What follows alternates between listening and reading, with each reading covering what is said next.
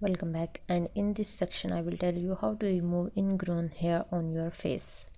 Ingrown hairs occur when the hair grows back into the skin rather than growing out of the skin. Ingrown hairs are most common in people with tightly curled hair because the natural curl tends to push the hair back into the skin.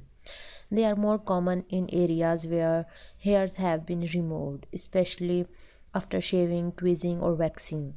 Learn how to safely remove an ingrown hair so you can reduce the risk of scarring or infection. So there are some methods. So first method is using a warm compress to remove the ingrown hair. Make a warm compress. Soak a clean washcloth with very warm water. Place the warm rag over the area with the ingrown hair. Leave the rag on for 3 to 5 minutes or until the washcloth cools down.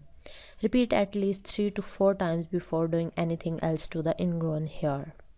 And second method is knead the hair to the surface. After you have covered the area with the warm compress multiple times, you can try to get the hair to break the surface.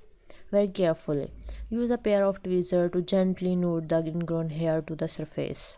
Try to straighten the hair to make it start growing the right. Find the free end of the hair with the tweezers. Gently pull that hair out of the skin. Do not pull the hair all the way out. Just pull the free end out of the skin. If you pluck the hair out, another may grow on its place. Don't try to dig out the hair. If you can't grab the free end, wait until the next day and try again. Use tweezers that have been disinfected with alcohol. Number 3. Let the hair rest as you soak it. Once the free end of the ingrown hair has been pulled out, leave it alone for 24 hours. And while the skin is resting, continue to place the very warm compress over the hair every 2 hours. And you check to make sure the free end of the hair remains free. Using the warm compress helps to keep the hair and the skin soft. So don't pull the hair out. That may cause it to grow back deeper and get ingrown again.